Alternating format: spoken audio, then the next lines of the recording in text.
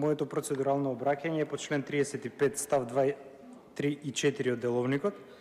Ќе ги прочитам со цел да биде појасно до јавноста.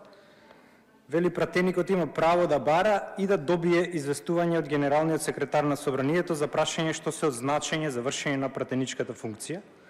Пратеникот има право да бара и да добие известувања и стручна помош од службата на Собранието за прашање што се во врска со работата на Собранието и на работните тела, и пратеникот има право да ја користи библиотеката и документацијата на Собранието за извршување на неговите права и должности.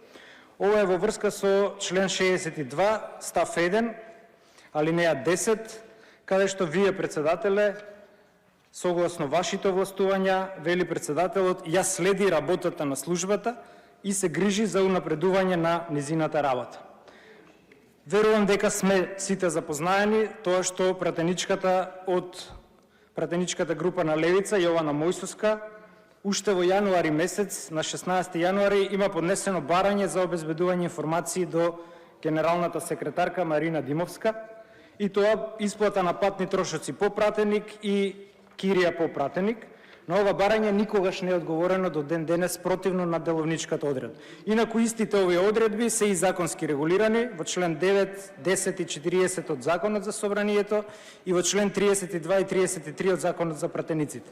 Значи, генералната секретарка крши и деловник и закон, а вие како председател мува не ве лази за тоа. Не знам кога станавте толкави дебелокошци. И ова не е само за пратениците на Левица, бидејќи членот 262, ќе ви го цитирам од деловникот, вели дека стручните и другите работи за потребите на Собранието, работните тела и пратениците. Значи, не пратениците само од власта, туку за сите пратеници ги врши службата. Но фасцинантно е вашата креативност кога сте на власт, кога треба нешто да заташкате, како таа неизживеана колективна сатисфакција, дека ете ви се може да ги зафркавате пратениците.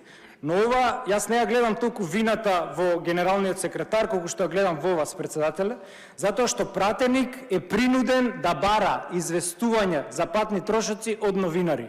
Дали сваќате колкава е таа девалвација од внатре која што ја правите на пратеничката функција? Што мислите? Дека нема да дознаеме дека во изминативе 15 години ДПМН има 4 милиони евра за патни трошоци, СДСМ има 2 милиони евра, ДУ има над 700 милиони евра.